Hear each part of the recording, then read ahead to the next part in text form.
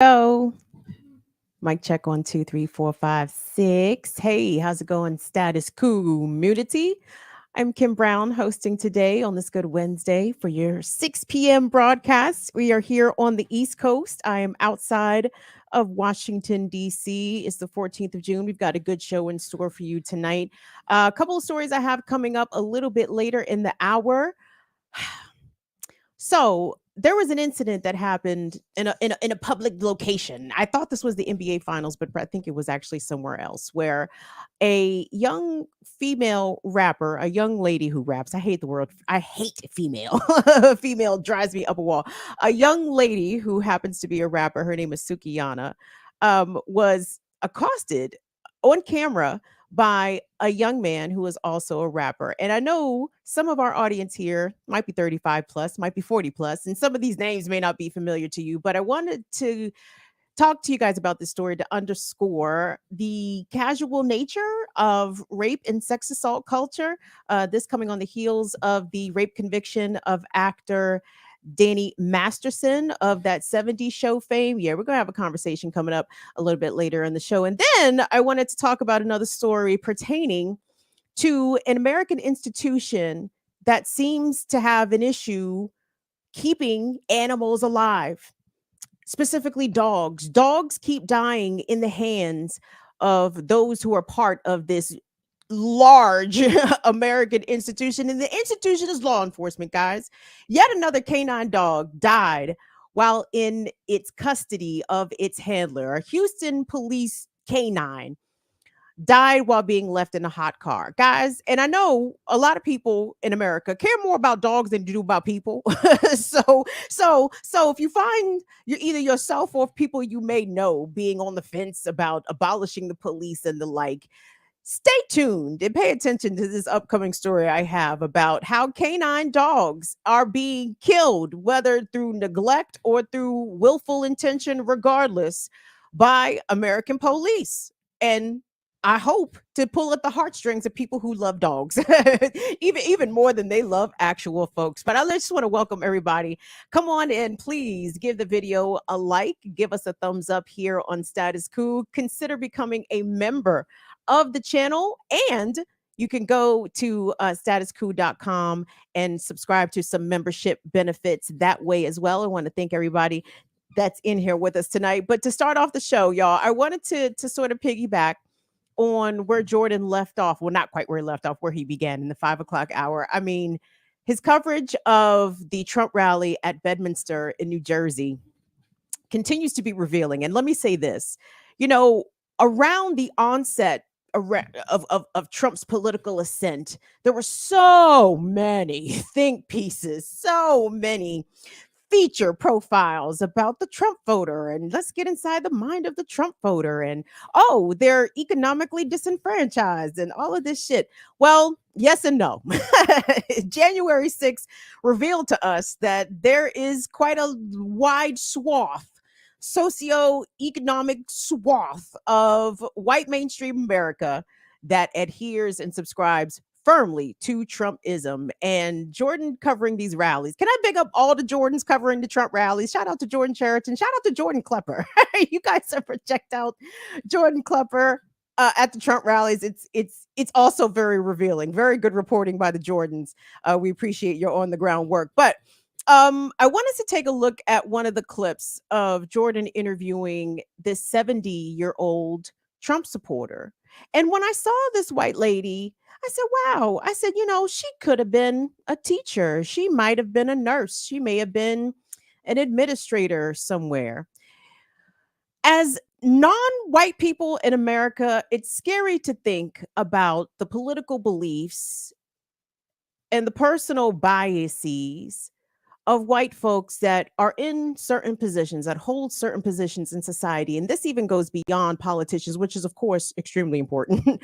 But when I think about regular ass white folks, your contractor, your office mate, I don't know what white folks do. What do white folks do for work? They do all kinds of shit. Your doctor, your kid's preschool teacher. Uh, Imagine these people are Trumpers. How do they treat you when they see you? How do they treat your children when they see your children? Very scary stuff. So I wanted to take a look quickly because these people have a cognitive dissonance that is unmatched, simply unmatched. Maybe matched by those in Nazi Germany.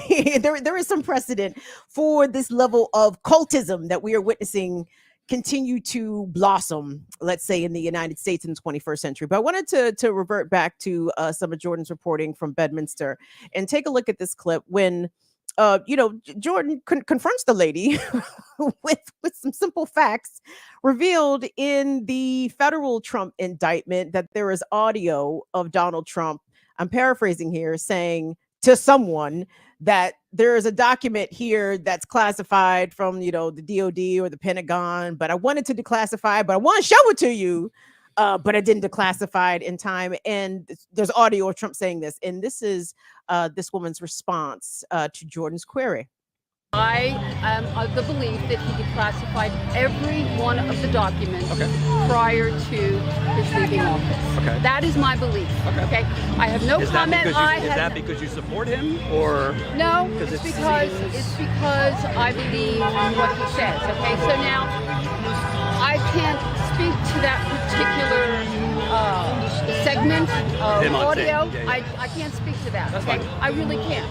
But what I can do is I can speak to the fact that I do believe in this man. Okay. And I do believe that he would never do anything to jeopardize the United States of America. Okay. Not in retaliation for anyone. Okay. Not in defense of himself. I believe that he is 100% for the United States of America. Okay? I just want to read you something in your response. So, Republican Congressman Don Bacon of Nebraska, he said, I think it's obvious what the president did was wrong. We just have to be honest. I just think the emperor has no clothes. And we need to have some Republicans stand up and say that, because come around after the primary, I guarantee you the other party is going to be saying it. He also defended the FBI, saying, I think Republicans have always stood on the rule of law. We can't walk away from that. Put Trump aside. Put Trump aside for a second. Do you think, because when I grew up, the Republican Party was very focused on national defense, a strong military. 36. Okay, I'm 70 years old, by the way. Okay, that's fine. So but I was just asking you. I'm sure you have. But I was just asking you.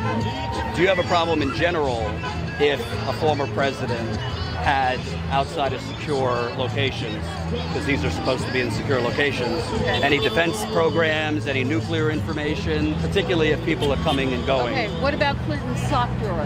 I think she should be indicted. I've said that all along. Bill Clinton. What about it? He had secure documents in his sock drawer, okay?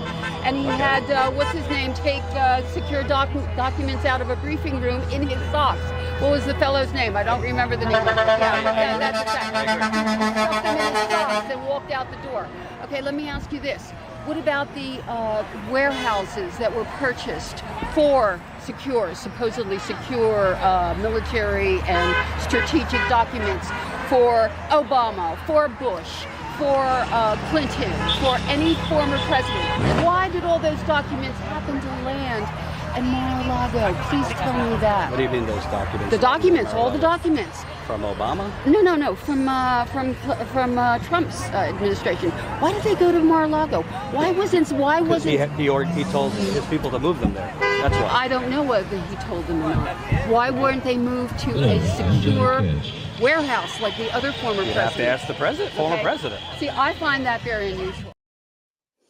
Yeah, it's all very amusing. And let me say this. I mean, there's a lot of contradictions when I hear that lady speak. I'm hearing her contradictions. I'm also experiencing my own contradictions while watching her speak. Let me address a couple of the things that she said there. First of all, the lady's not wrong when she talks about the Clinton administration and Bill Clinton's, one of his intelligence directors, I can't recall if it was FBI or CIA, allegedly had some confidential top secret documents in his possession, and Bill Clinton ended up pardoning him.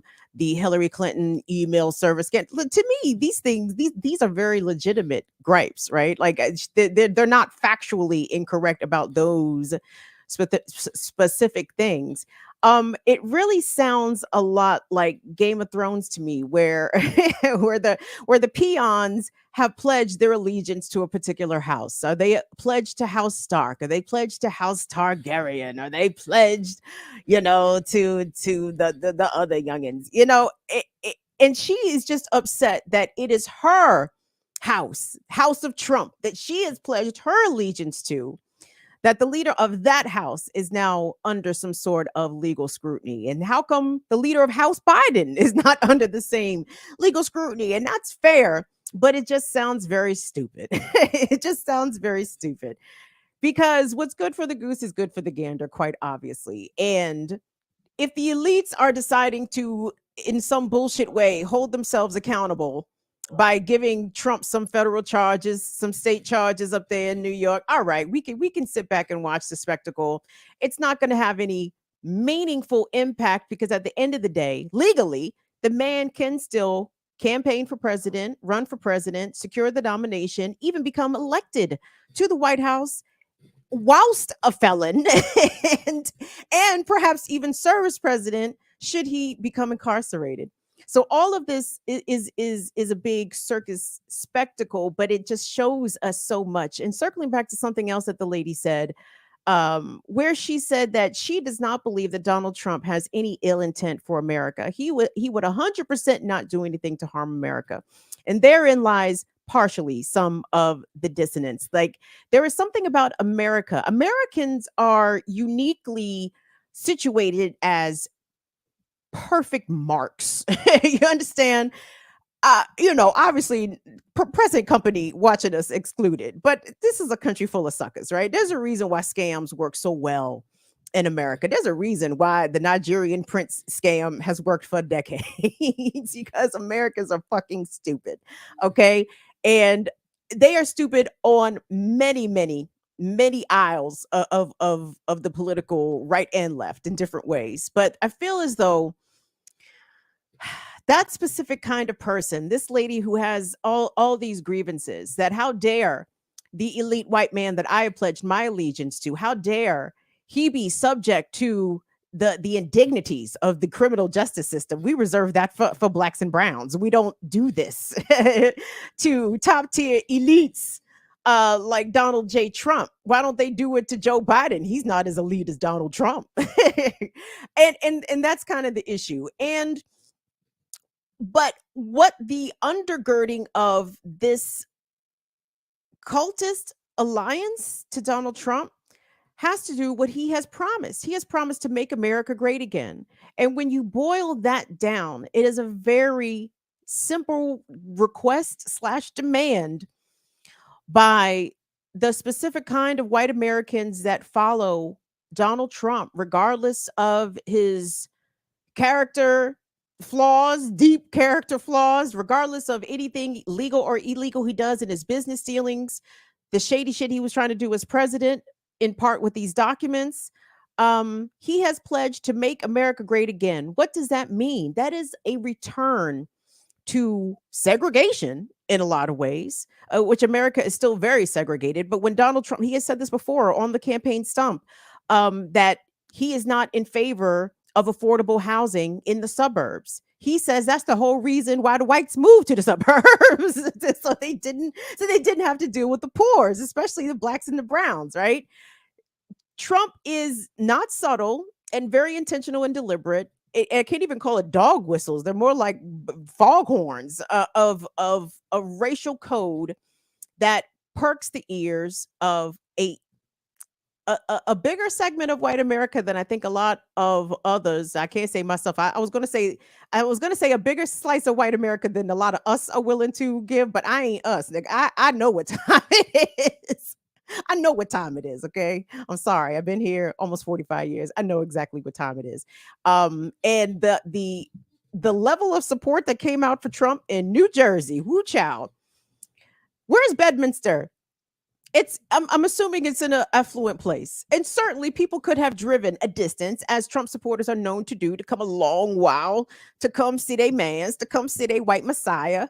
But my guess is a lot of those people out there probably not doing too bad economically, okay?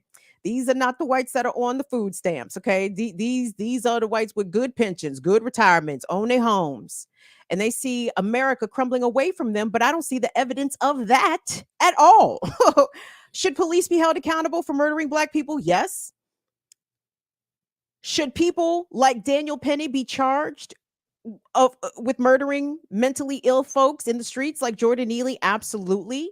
Should trans people be allowed to live and exist and not have laws designated against them? For sure. Should pregnant people have access to abortion? Yes. And the fact that some of these changes are starting to happen in their lifetime, that to them represents their freedom slipping away, which is a wild concept. When you listen to these people talk about the freedoms that they are entitled to, it is usually at the expense of other people's right to exist, of other people's right to be free themselves. It's a psychosis, guys. Whiteness is a psychosis. And let me be clear about this. I'm not saying white people are psychotic. Well, not all white people, but I'm saying because whiteness is a construct, whiteness is some shit that somebody made up to distinguish the Europeans from everybody else. Whiteness is something that did not exist pre-colonialism in the same sense that it exists now. It is a denotation of a hierarchy, of a structure. The whiter, the lighter, the better, the more powerful, the more access, supposedly. So anyway, hold on. There were some other parts to Jordan's interview that I wanted to get to. I think he played this in the 5 o'clock hour, but this is also extremely revealing because again, it's what Trump promises. It is the unspoken promise of subservience again by the Blacks and the Browns, that white people can be free to make America great again, or they can send their kids to the all-white schools, where they can live in these segregated white enclaves that in a lot of places in America very much still exist. But the backlash to inclusiveness, to diversity and inclusion, that to them is interloping on their own personal freedoms, I guess, to be racist as fuck. Who knows? But anywho, let's take a look at this other clip revealing that, Trump could shoot somebody on Fifth Avenue and still be elected president. And he said it, and he has spake it into existence. And here is the confirmation. Take a look. I'm just wondering how many indictments is too much, where people might say, we love Trump, but we don't think he could win. No, you're never going to turn these people away from him. Okay. Okay? As a matter of fact, the more indictments that come, okay? Let me also say this. What was the premise of January 6th? Was it a coup? Was it to overthrow the government? Was it to overthrow an election? No. The premise of January 6th was to simply ask Congress to take a step back, okay, and analyze the questions that 100 congressmen brought up, okay, about the 2020 election. That's what was asked of Congress. It was not asked anything else. Nothing else was asked. Well, the way you're describing is they asked them for tea to calmly talk. They stormed the Capitol while the certification was going on. So how could you say it wasn't to stop the certification? Who were the people that stormed the Capitol? Mostly Trump supporters. There was militiamen in there. There was actually people in police in different parts of the country came in. Not everybody was violent, of course. Not everybody was violent. No. Right. I would say probably 98% of the people were not violent. Okay? And they were there to ask that one question. But they weren't there to ask questions. They were there to stop the certification of Biden. They were there to ask a step back, to analyze. That's what they were there for. You were there. I'm done. You were there. Were they asking questions or no? I was there too. Yeah. I was there too. I was on the front though. I was there too. I was not in the front. I did not go into the Capitol, but I was there. I didn't see many asking questions. I saw hang Mike Pence. I was there, and no. Wow. Did she admit to being a January 6th insurrectionist? Is that what I heard? Did y'all hear that? She said she didn't go in. I don't know that. I don't know she didn't go in. Aren't the FBI still looking for a lot of those January 6th rioters? Woo! Hope you didn't tell on yourself there, mama. Listen, for one, let me be clear. It's funny that she also somewhat has a reference for January 6th. I have all the reverence for January 6th. I was telling my friend this earlier. I said, I'm so disappointed my grandmother was not here to witness January 6th. I feel so privileged to have witnessed January 6th. All my fire fam, you guys know why I love January 6th, because my enemies met in battle and beat the shit out of each other and everybody lost. It was wonderful. The white supremacists met with the police and whip that ass. That was fucking great. What a day. Oh, I'm so sad the ancestors didn't get to see that on this Juneteenth. Anyway, sorry. January 6th was not a coup. They were just there to ask questions, says the 70-year-old who admits to being present on January 6th. You guys, Trump has got these folks in a vice grip. He has got their consciousness, he has got their identity completely wrapped up under his thumb. They don't even recognize a narcissist, dictator, fascist when they see one. They love it, actually. I think that's actually part of the reason why this country has such an enamoration. I don't even know if enamoration is a word, but y'all know what I mean. It's such an affection for Hitler. Cut on your local cable and do a guide search. You will find all kinds of Hitler programming. I'm like, God damn, was Hitler the president of America? How come there's so much shit on Hitler on television? Because America reveres that Nazi shit. In fact, you guys should know this. America helped to seed that Nazi shit. All of the concentration camps, the ghettos, the pogroms, like, come on.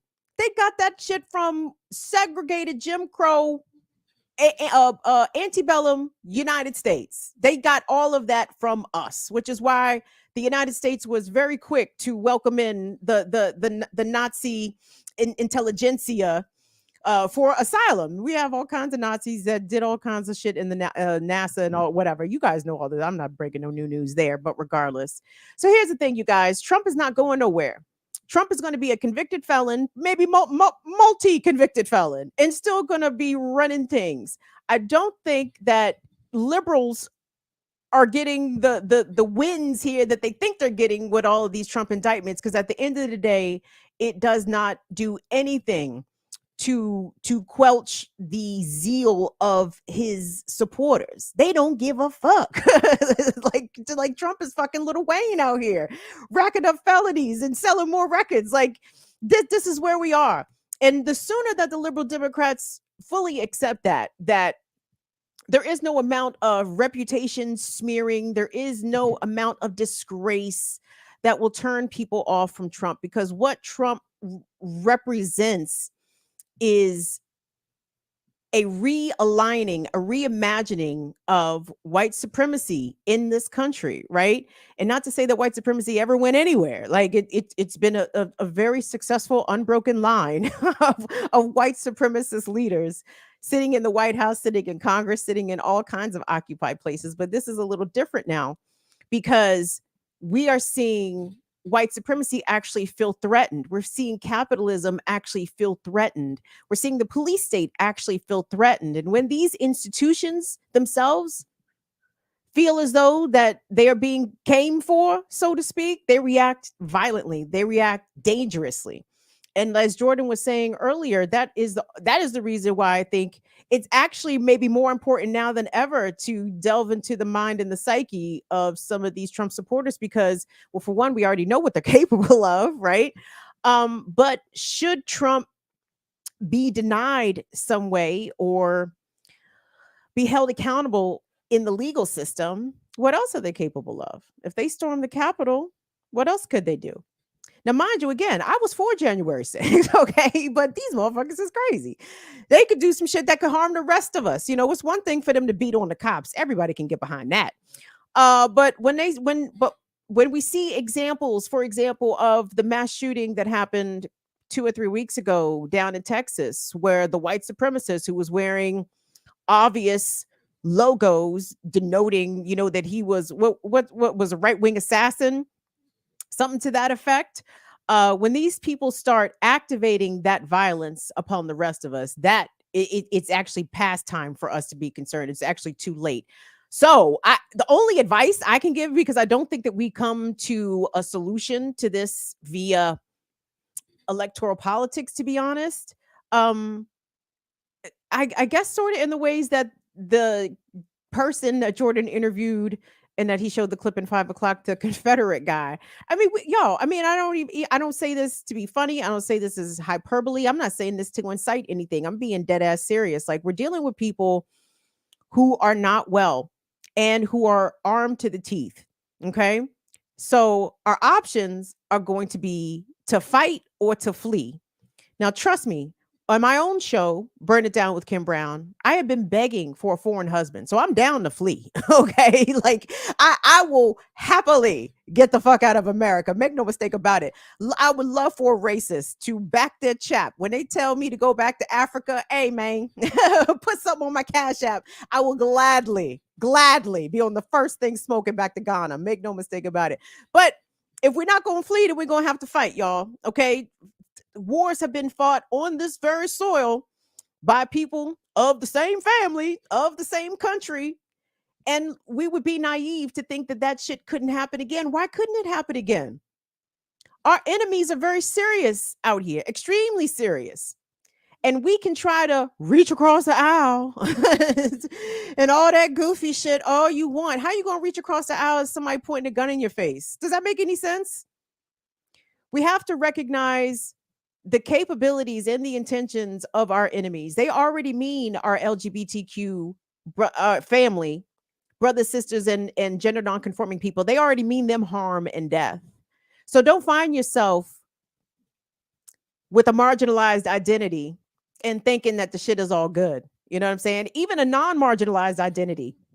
Because let's we not forget, white comrades, they kill N-word lovers. A lot of N-word lovers have been murdered in America over the years. So it's not exactly safe for you either. But we do have to recognize the times that we are in, you know. I think about the people again. I listened to the whole show, Jordan. Yeah, made a lot of good points. But just think about the folks living in Nazi Germany before the shit really got real, right? And they looking like, this don't look good. You know what I'm saying? Like, a decision is going to have to be made here. And a lot of us do not have the means to flee. But we all do have the means to fight. Well, most of us do. Let's try anyway. Let me take a quick break here. You guys, do us a favor. Hit the like button on the video. I appreciate you all being here. Thank you, and please, and thank you, and support Status Coup News. You got to do that, everybody. First of all, we have to support independent left media, period, because it's a dumpster fire. it's a dumpster fire in the news business out here. The mainstream media, what the fuck is really going on? Cable news, what is going on? Okay, but if you want to get the real on the ground reporting, Status Coup is where it's at. From East Palestine to Flint to Grand Rapids to the Trump rallies in Bedminster to the Cop City coverage in Atlanta, it is imperative that you continue to support materially, thank you, outlets like Status Coup. So please consider either becoming a member here on the channel, or if Cool Colin can hop on here and deliver some of the other means by which you can support Status Coup News, because it is imperative that this kind of reporting continues. What's up, Colin? Hey, yeah, you can go to statuscoup.com/join is the best method to do it. But like you had mentioned, you can do it here on YouTube. You can also follow us for free on Substack, substack.statuscoup.com, where we not only notify people when we go live, but also do original reporting on there as well. And that's free, or you can support it monetarily, but you don't really get much for that unless you just want to help us out. Yes. But yeah. Thank you. Thank you so much, Colin. Of course, we always take your super chats as well. So consider supporting the channel in the ways that you are able. Okay, guys, let me make it to my next story here. Oh, I'm in the right place. I think so. Okay. Because sometimes when we see state violence enacted against people in this country, particularly black and brown people, when they are murdered by police, there's usually a lot of, well, what did they do? Did they comply? Were they running for the police? Were they reaching for their waistband? There's always a lot of fucking bullshit that surrounds police murders, right? And a lot of people do not support the idea of defunding the police, let alone abolishing the police. Let me be clear. I do support abolishing the police unequivocally. And this is another reason why, okay? Because not only do police murder people, not only do an undetermined amount of people end up dying in police custody every year. You know, that's a statistic that they don't even really keep track of. Like, people die in local jails all the time. People die in the penitentiary all the time. You know, that's not a stat that the US government is interested in keeping track of. You can only assume it's tens of thousands that people that die, because who the fuck really knows? They're not paying attention. But since Americans usually don't care about the incarcerated, they don't care about those targeted by police, but Americans do care about dogs. Americans love dogs. Dogs got it great in America, dog. A dog in America that is cared for, lap of luxury. If there is reincarnation in the heavens, please reincarnate me as a dog in America that has been taken care of by a quality human, because it's got to be the best life ever. So, since people usually don't care about others, maybe they care about the dogs. If you could pop up that first article for me, if you could, Colin, because there seems to be a rash of canine dogs dying, okay, whilst in the custody of their owners, their handlers, their police handlers. Aaron was a canine dog. I believe Aaron was a German Shepherd. And yesterday, Houston police canine dies from hot exhaustion, from heat exhaustion, after being left in a patrol car when the engine unexpectedly cut off, officials say. Now, that's from CNN. And I want you to keep that up there if you could for a minute for me, Colin, because I want this to be another example of propaganda, because the police always lie at the onset of any quote unquote police involved shooting, aka when police have murdered somebody. Police involved shooting, also propaganda, routinely used as a crutch by mainstream media. But the ways in which the media will spin any malfeasance by the police never ceases to amaze. So look at this headline. The canine died from heat exhaustion after being left in a patrol car when the engine unexpectedly cut off. Well, hold on. The dog got left in a hot car in Houston. And I understand the air conditioning was on. They say the engine unexpectedly cut off or whatever. But let me ask you a question. If you left your dog in a car, and the car cut off and your dog died, and let somebody walking past notice your dog in obvious distress, breaks the window to get the dog. I mean, they do all kinds of shit to get dogs out of hot cars. You're going to be charged with something. It might even be a felony. You might even get charged with some level of animal cruelty, some sort of animal neglect. It's going to be a charge for you, not for the cops. Not for the cops, because we've had a number of canines die just in the past few weeks. That was Aaron who died in Houston. Let's go to that next article there, Colin. Which one is this? Because I have a few. I have a few to kind of prove a point here, because I was a little taken aback. And not that none of this surprises me. Let's go to Cobb County, Georgia, if we could. This happened just recently. This happened last week, June 7th. Dog's name was Chase.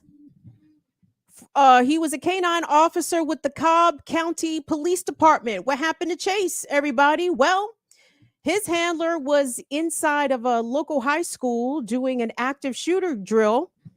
And again, in a patrol car that had a faulty air conditioning unit, the dog overheated and died. Now, maybe you guys think I'm being a little bit too hard on the cops. You know, I mean, because who among us doesn't leave their dog in a hot car in Georgia or in Texas in June? Who amongst us? Y'all know who the fuck amongst us. We don't do that goofy shit. I have dogs, and let me tell you something. When the temperature is above, let's say 60, no, the dog can't come, okay? Because I'm not leaving the dog in the car with the windows cracked. I live in Prince George's County, Maryland. I'm absolutely not leaving the keys in the car because they are stealing cars at a very high rate around here. So no. Come on. Go to the next article there, Colin, because this one kind of was the doozy, because this happened at the end of May. This was May 26th. This is out of Wake County, North Carolina. A K-9 deputy is killed, shot by another cop while pursuing a suspect through the woods. This K-9 officer was actually murdered by another cop. Now, maybe the cop thought he was shooting at the suspect. I can only assume the suspect was black, because why else would he be shooting? Right? But out of Wake County, North Carolina, yes. And this was not just some dog, by the way. This was Wake County's longest serving K-9 officer killed in the line of duty. And he was killed by a Kingstown deputy. Do I have that correct? The deputy has been placed on administrative leave. Administrative leave. Imagine if you just shot a dog. That wasn't your dog, even if it was your dog, especially if it was your dog. But what if you shot a dog that was not your dog? I'm sorry, you going on administrative leave? No. The police are coming to have a conversation with you, and chances are they're going to charge you something.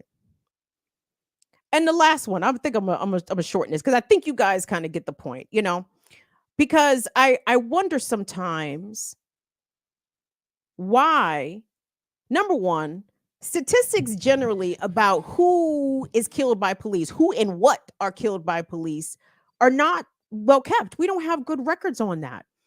Like, over the past several years, we've had to rely on media outlets to do the tracking of police murders, for example.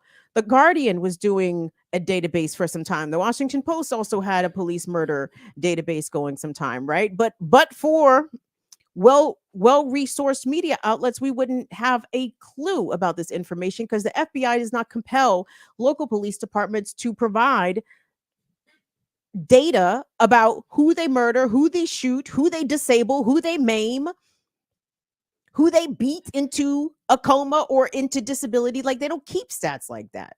And for police and law enforcement as an entity, as an institution, to have that much power, that much discretion with practically fuck all oversight.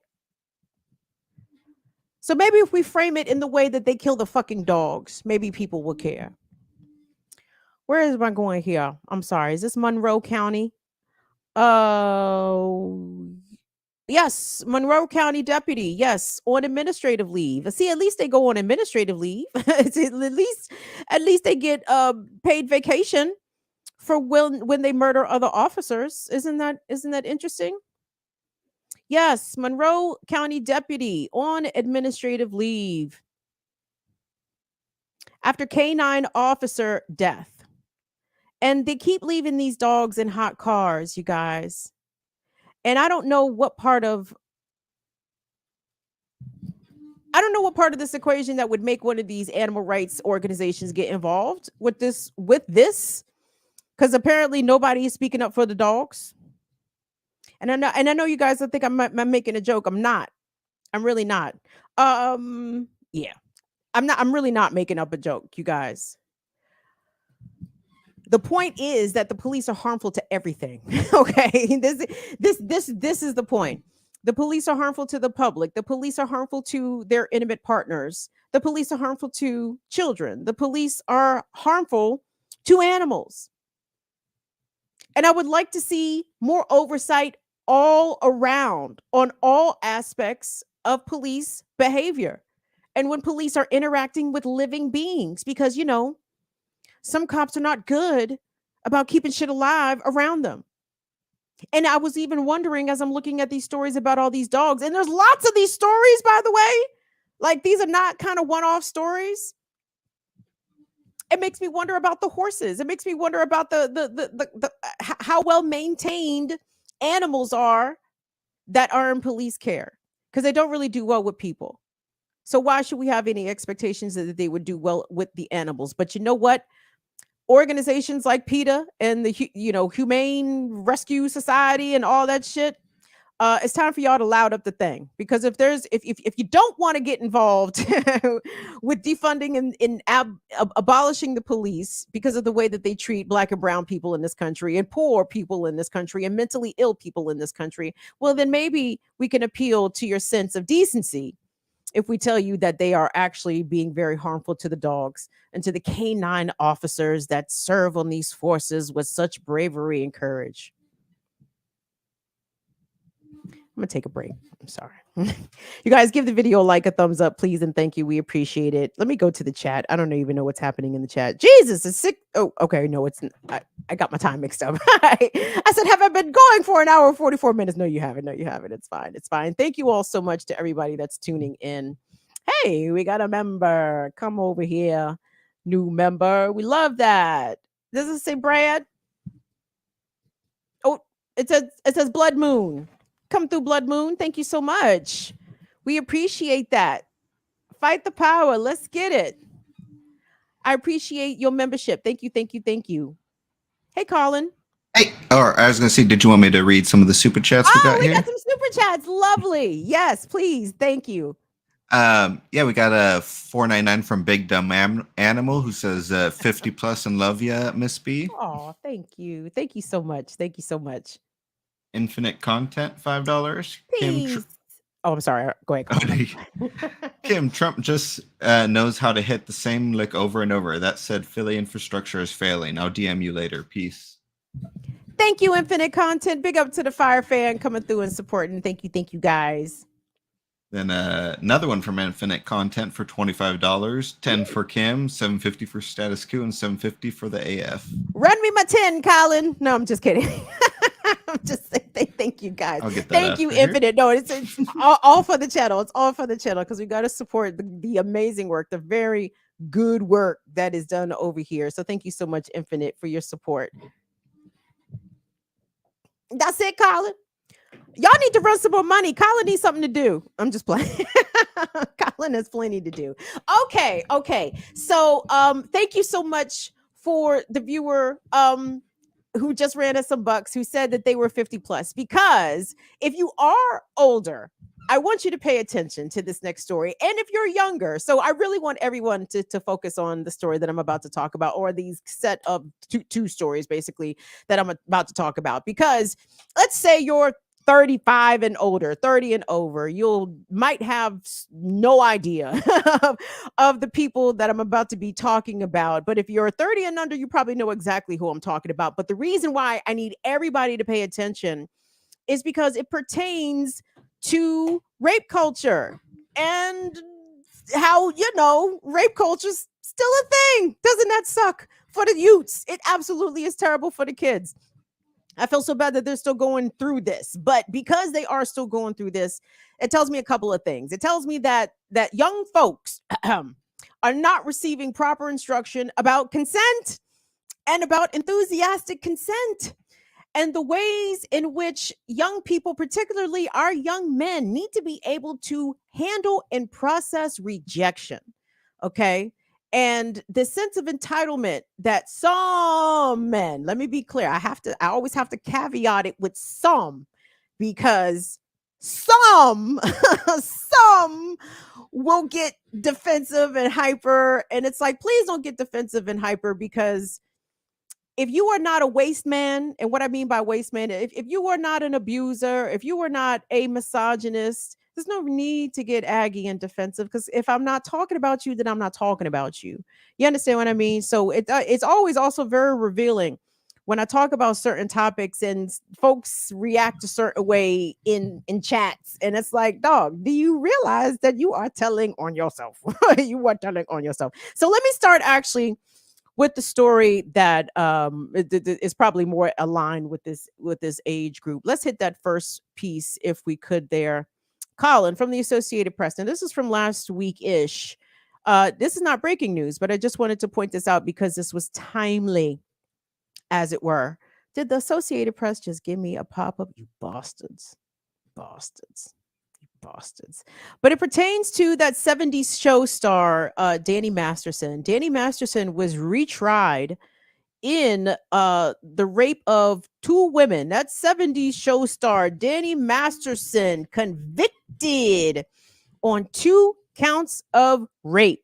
2 counts of rape. It appears as though Danny Masterson is going to big jail because he was convicted on a retrial on 2 counts of rape, and he could be serving up to 30 years to life in prison. A jury found him guilty on 2 of the 3 counts of rape at his second trial, in which the Church of Scientology played a central role. I'm not getting into that, y'all. You know what? Do you, Church of Scientology? I don't give a fuck, because guess what? We know that there are rapists in every single religious denomination on the globe. So Scientology's schmology. I don't give a shit. But Danny Masterson likely is going to jail. He is going to be sentenced in August. Okay. Now, I don't know if this came as a shock to a lot of people. This is likely a quality conviction, especially as Me Too and Time's Up seems to have dwindled down considerably. But I'm still very much here for people being held accountable for their past actions. I believe that these allegations are old, that they stem from years ago. But he was convicted on 2 counts of rape. He will be sentenced in August. Now, why did I bring that up? Because there was an incident that took place recently, and I apologize because I'm in my mid 40s, and I don't know what the fuck the kids are doing. I don't know what the fuck the kids are doing. I look at a lot of these people on social media. I'm like, who the fuck are these people? Who are these people? But these people are very famous, very big platforms. I'm just middle-aged and don't know the kids. But if you are kids, or if you have kids, or if you have grandkids, I want you to pay attention to this story. Let me make sure I got my names right, because like I said, I don't know these people. So Colin, if you could please, I want you to, if you could pop up the video, the first video I sent. So this incident that I'm about to show you guys involves 2 rappers, okay? The young man name is YK Osiris, and the young lady, her name is Sukihana, okay? Now, a little bit of background, to the extent that I'm able to give the background. YK Osiris, I don't know much about him, and I don't know much about Sukihana at all, but Sukihana is a young woman rapper who raps about very provocative sexual things. Okay, she talks a lot of freak shit. Okay, that's the only thing I can deduce.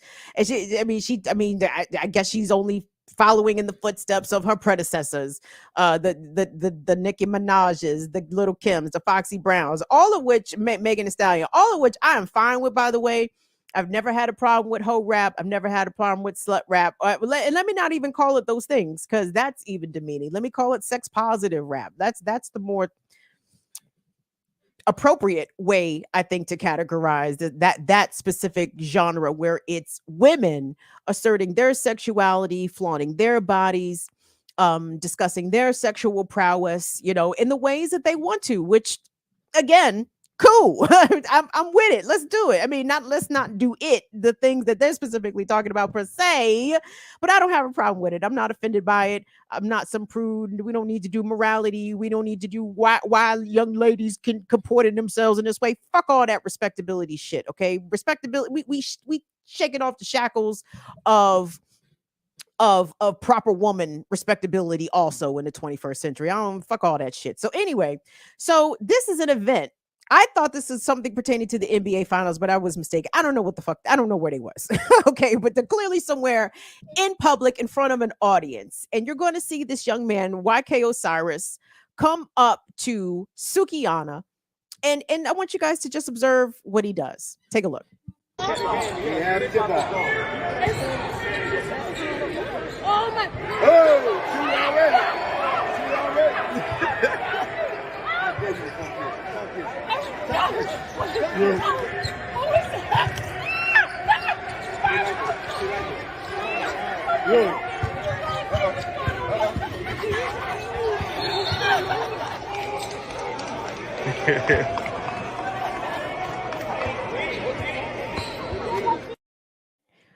Do me a favor, Colin. Run that next to me as B-roll if you can, with no sound. So, what we just saw was this young man come up to this young lady and forcibly kiss her several times. She did not appear to reciprocate the kiss. She didn't appear to be wanting to be kissed in this way. However, what a lot of the internet response has been pertaining to the content of her lyrics. Like, oh, well, she rap about wanting this and wanting that. She rap about this and that. How come he came up to her thinking that that's the da da da.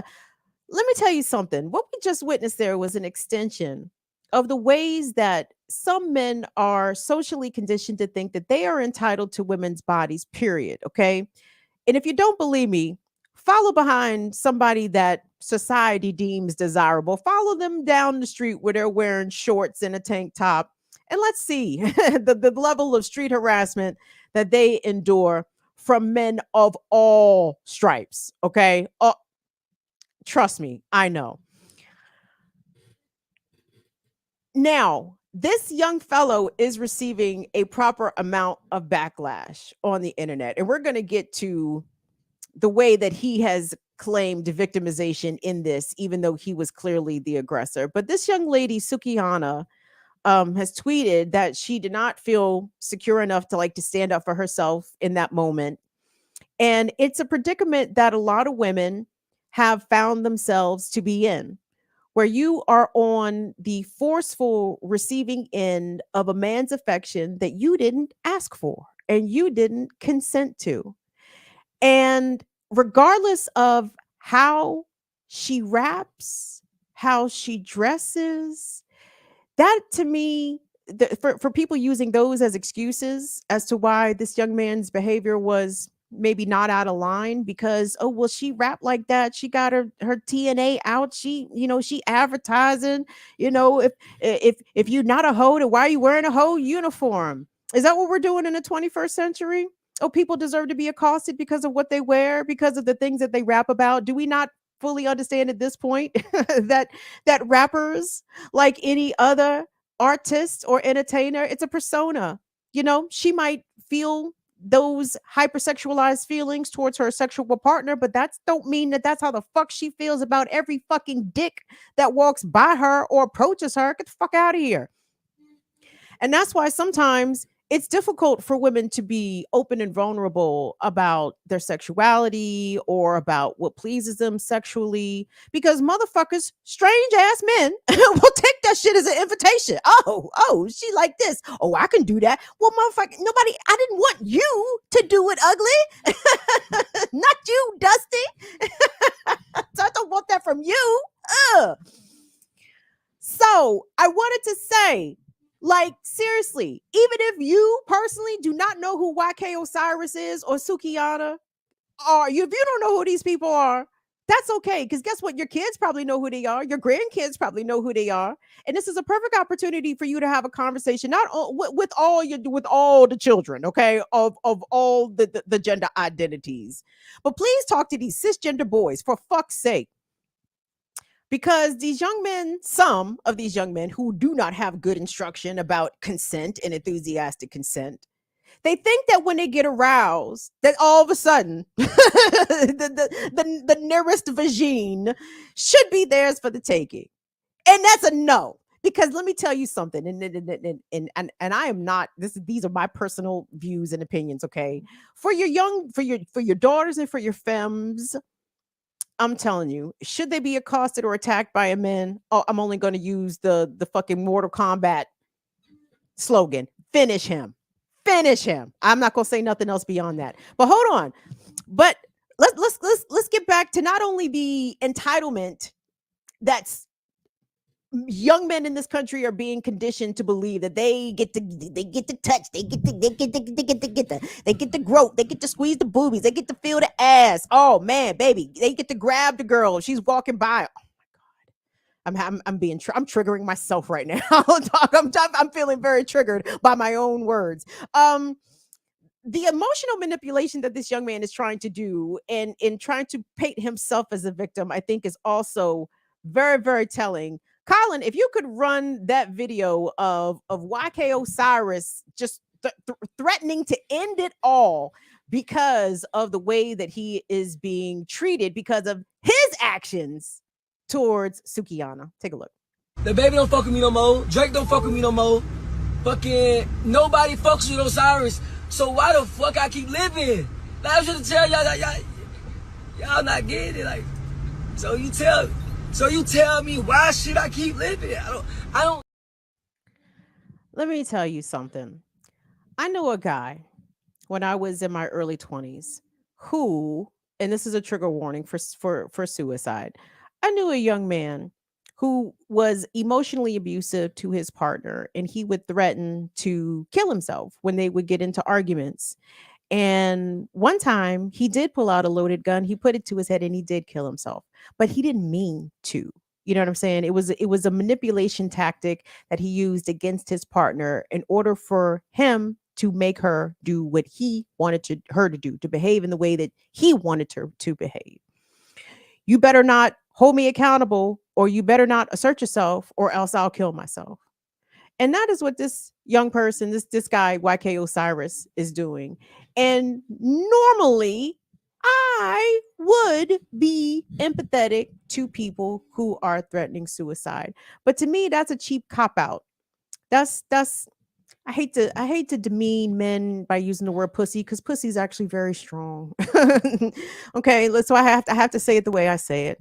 That's a soft scrotum skin move right there. That's soft, Mo. Soft. You're gonna get on the internet and threaten to kill yourself because you basically assaulted this young lady in front of a crowd of people, in front of rolling cameras, and now the internet is coming for you, trying to hold you accountable, at least maybe perhaps make you apologize, and now you're ready to end it all. I don't have sympathy for you. I don't. But I do have sympathy for Sukihana. Do I have another video clip there, Colin? I may not have included a third. You have one more clip left. Yeah. All right. Now this clip again. I know you guys are not the Real Housewives of Atlanta audience. It's okay, because guess what? I'm not either. I don't watch Real Housewives of Atlanta. But I do know who Candy is. I don't even know who I'm talking to in here. Status Coup. I don't know who y'all are, but just go with me on this, because this is a culturally relevant conversation. I know this is Black folks that maybe some of y'all have never heard of. Shit, I ain't heard of these people, but I don't like to miss an opportunity to point out the very casual and insidious way that basically rape culture and sex assault culture pervades every single fucking corner of our society, in the ways in which young women and femmes are constantly subjected to this shit. And as a middle-aged woman, this shit drives me fucking bonkers that there are still young girls being exposed to this nonsense, that still have to put up with these untrained, these uncivilized young men. And I have to blame the parents. And I'm not nobody's parent. That's why I'm telling y'all, check your fucking kids. Check these grandkids. You better be having real conversations with these young boys about enthusiastic consent. The words yes need to come out the woman's mouth, out the girl's mouth, not giggles, because we know, ladies, we know the ways in which we will try to deflect a situation necessarily without outright saying no. Because why don't, and some men might be like, well, why don't you just say no and push them off and scream? Because sometimes it's not safe to do that. You understand? Sometimes men react with violence when it comes to rejection. You have to know how to play your cards. You don't know who the fuck you're dealing with. You could be dealing with a straight up psycho that as soon as he hear the word no, or God forbid you get an attitude and tell him to fuck off. Oh, Jesus, you don't know what's going to happen. You got to play that shit cool, man. Okay. Sometimes you just got to, you got to uneasily giggle your way out of the situation, or else you don't know what the fuck's going on. So anyway, let me give you all another indication about the way that this young woman is treated. And again, some people might say because of the content of Sukihana's lyrics, she might be inviting this kind of shit. I disagree, man. I disagree. She is a professional performer. Anyway, let me, okay, I'm getting ahead of myself. The clip that we're about to see, Candy, who is one of the players on the Real Housewives of Atlanta. I know Candy from being a singer from the 90s R&B group Escape. She's also a very prolific songwriter. She's a very successful woman here. She hosts a podcast. I think this is called Candy Coated Nights, where I think they even delve into some risque sort of sex freak talk. So trigger warning, they're going to be talking about pussy and shit. So, I mean, to turn it down for the kids. I don't know if you got your kids listening, whatever, but your kids have heard all that language anyway. So let's not even play prude here, shall we? But it's going to be some sexually vulgar language. Let me just preface that. But just listen to the way that this man is coming at rapper Sukihana, okay? And listen to the way, again, women will recognize this. Listen to the way that she's trying to deflect all of this inappropriate freak talk, and this motherfucker is not picking up what she is putting down, intentionally not reading the room, intentionally not reading her cues that this is not the direction that she is comfortable with the conversation going in. So let's take a look at that. I make that pussy spit, and I know it do. I watched you walk in this motherfucker. So you can tell by my walk? I can tell by your walk that pussy spit. Hey, you a country nigga? Where you from? I'm from Atlanta, Georgia. Campbellton Road to be exact. What's happening with it? Oh yeah, I want to smell your pussy. I want to put my face in your pussy. You say Suki with the good coochie, you know what I'm saying? You be talking about how good that motherfucker smell and all that. We can go to the back and I can come back and give her. You want to smell my ass? I might put my tongue down that motherfucker. Oh my gosh, A1. But we gonna start with the sniffing though. You are aggressive. She love that shit, man. Look at her.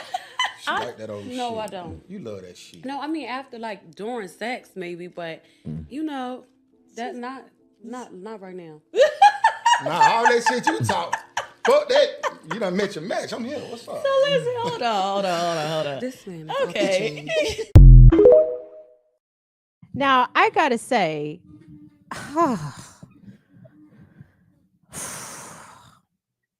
I feel like I don't know that dude, but I feel like I've met that dude 20, 30, 40, 50 times. I feel like I've met that dude a lot of times. Again, don't be confident and assertive in your sexuality or in the way that you choose to express your body or your fashion or anything, because men will feel as though that shit is specifically for them, like for Peter. like Peter thinks that you wore them short shorts and that crop top for him, girls. Peter thinks you put that shit on specifically for him, okay?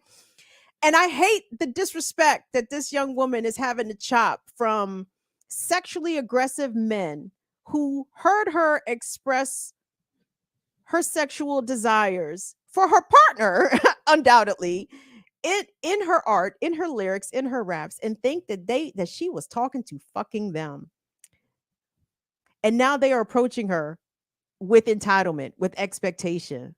Oh, I can make that pussy talk. Really, nigga? Excuse me. My bad. I'm sorry. I forgot. I thought I was home. My bad. I'm what company? Yeah, really, dog? Is that right? Tell your sons, okay? It's all well and good to teach your daughters, the hayah and self-defense and pepper spray and all that shit. Taser, all well and good. The conversation that we need to be having is with these boys, is with these young men, okay? Stop telling your little son that he's a heartbreaker. Stop asking little fucking kids how many boyfriends or girlfriends they got at school. Stop sexualizing these children, okay? Tell these young men and boys as they begin to hit puberty and date, okay, that young girls and women, nobody is responsible for your erection, okay? Like, you are responsible for your own erection, okay? You need to handle that. And if you have an erection around somebody that's not interested in your erection, you need to be able to take that L with a grain of salt and go to fuck home, okay? You don't get to coerce. You don't get to cajole. You don't get to beg. You don't get to wear her down into giving in to you sexually or talking disrespectful to a girl who might, or you suspect might have slept around, and you feel entitled. You think, well, she slept with him. Why won't she sleep with me? Because if she don't fucking want to, she don't have to. Okay. That's it. That's the tweet. That's the post. That's it. Talk to these young people, please and thank you. All right, that's my rant. That's my time. I hope you all enjoyed it. I apologize for running a little late. I feel very strongly about rape culture, and when I see the shit like we need, and you guys might say I might be, hyperbolizing rape culture when YK Osiris just forced a kiss upon the young lady, but that's still sex assault. Okay, I'm glad to the point that we have reached a level of sensitivity in America now where we recognize assault. We just don't look at that shit as cutesy wootsy attempts by men trying to get attention or trying to get the affection of women that they like. All that fucking psychotic rom-com nonsense of the 1990s and the 2000s. That shit was psychotic fucking behavior that American men were encouraged to pursue. And I want us to disavow ourselves of that shit ASAP, and please instruct your men and your young boys in your life to do better. All right, I'm sorry. Now that's really my time. Colin, did anybody else run us some money, or everybody said fuck you, Kim? Talk about that rape shit. Not necessarily that, but that was all. Yeah. Okay, well, but that's fine. That's fine. Listen, I want to thank you guys. Thank you all so much for rocking with me. Don't forget to give the video a like on your way out the door. Support Status Coup. Become a member. Subscribe to the channel. Amazing on the ground work from a leftist perspective. It is needed. It is valued. And if you'd like to come check me out, you could. I will be resuming my shows in July. My show is on hiatus, but my name of my program is called Burning Down with Kim Brown. I'm on YouTube. We're posting clips actually all month, so you can check out some of my work, some of my content. If you want to catch me live, I will be on Black Power Media every Tuesday, Wednesday, Thursday mornings, 8 a.m. Eastern for the Remix Morning Show alongside of my BPM comrades. So don't forget to head over to Black Power Media and give them a subscription as well. On behalf of Status Coup News, I want to thank Jordan and thank Colin so much for all your help and Status Coup Moonity. Ooh, what's that, Colin? I see money. I see money. What's that at the top? That is $5 from Joy Coughlin. And yeah. Thanks, Joy. Appreciate that. Thank you so much for your support, guys. I'll see y'all back here in a couple weeks. See you later. Bye-bye.